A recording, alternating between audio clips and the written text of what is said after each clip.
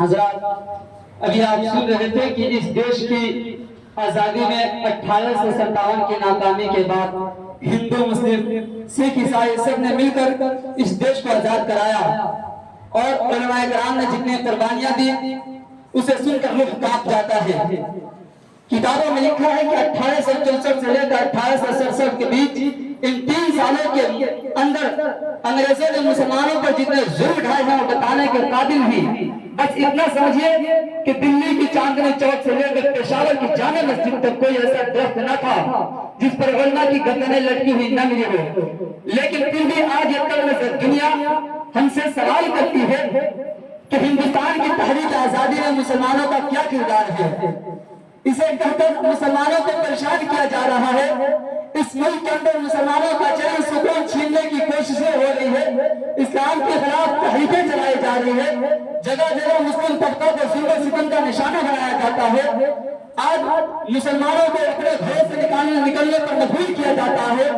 اور غدار وطن کا الزام لگایا جاتا ہے۔ فاشسٹ طاقتیں مسلمانوں کو غدار وطن بتاتے ہیں اور گندے ذہن کے لوگ بار بار مسلمانوں کو غیر ملکی ثابت کرنے کی کوشش کرتے رہتے ہیں۔ انہیں معلوم ہونا چاہیے کہ یہ دیش صرف ہندوؤں نے آزاد نہیں کرائی، صرف مسلمانوں نے آزاد نہیں کرائی، سب نے مل کر اس دیش کو آزاد کرایا ہے۔ انور چرالی کہتے ہیں کہ جب یہ دیش آزاد ہوا تو خوشی کا ماحول تھا، لیکن ایک طرف بڑی بدنصیبی کی بات تھی کہ یہ ہندوستان 2 حصوں میں بٹ گیا۔ انگریزوں نے ہندو اور مسلمان کے درمیان ایک نفرت پھیلا رکھی تھی اپنی قیادت کو مضبوط کرنے کے لیے۔ وہ ہندو مسلم اب بھی باقی تھا۔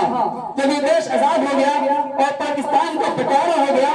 تو انور جلالی کہتے ہیں کہ ہمارے آباء اجداد، ہمارے باپ داداؤں نے اپنے گٹھی اٹھائی اور گٹھی کو لے کر پاکستان جا رہے تھے۔ جب دلی پہنچے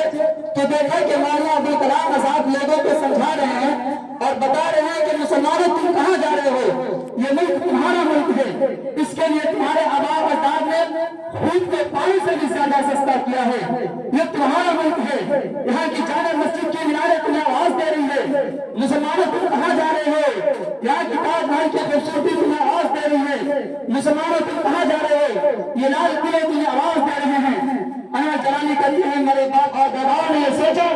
کہ شاید یہ کھڑے ہو کر بھاشن دے رہا ہے، بیان کر رہا ہے، لیکن شاید اس پر بھی اتنا ظلم اٹھایا جائے گا کہ یہ بھی اس دیش میں نہیں رہ سکتا ہے۔ کہ ان کے ابو اور دادا یہ کہہ کر آگے بڑھ گئے